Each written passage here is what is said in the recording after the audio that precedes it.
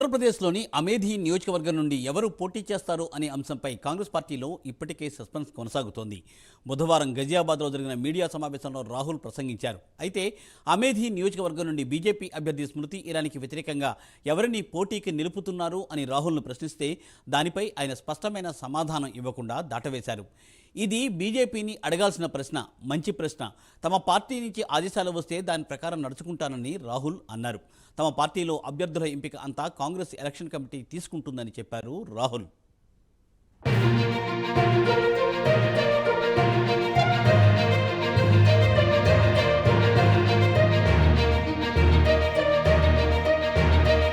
కాంగ్రెస్ పార్టీలో తాను క్రమశిక్షణ కలిగిన సైనికుడినని, కమిటీ నిర్ణయం ప్రకారం నడుచుకుంటానన్నారు రాహుల్. ఇక అమేధి విషయానికి వస్తే ఒకప్పుడు గాంధీ కుటుంబానికి కంచుకోట. 2019 లోక్సభ ఎన్నికలలో బీజేపీ ఈ సీటును గెలుచుకుంది.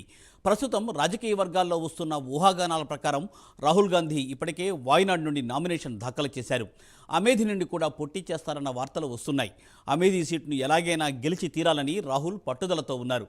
ఎందుకంటే ఈ సీటును తన చిన్నాన్న సంజయ్ గాంధీ, తన తండ్రి రాహుల్ గాంధీ, తన తల్లి సోనియా గాంధీ ఇక్కడి నుంచి గెలిచి లోక్సభలో అడుగుపెట్టడం విశేషం.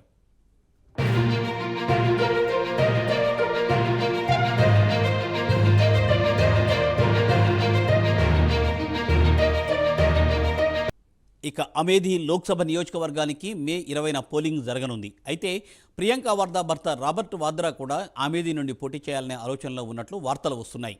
మొత్తానికి రాహుల్ మాత్రం అమేధి సీటుపై ఇప్పటికీ సస్పెన్స్ను కొనసాగిస్తున్నారు.